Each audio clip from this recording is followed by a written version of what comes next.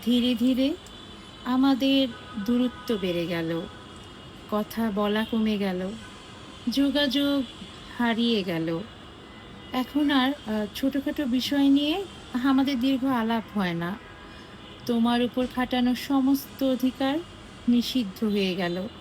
যেন তুমি নিষিদ্ধ কোনো বই, যে বইয়ের অধিকার, অগ্রাধিকার সবকিছু তোমার কাছে।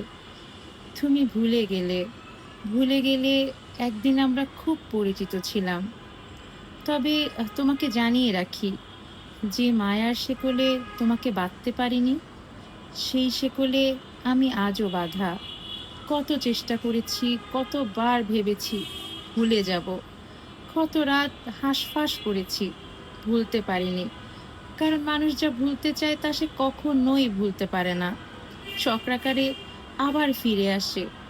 কখনো কখনো মন খারাপ নিয়ে অচেনা পথে একা হেঁটে গেছি, যেন সবটুকু দুঃখ রেখে আসতে পারি।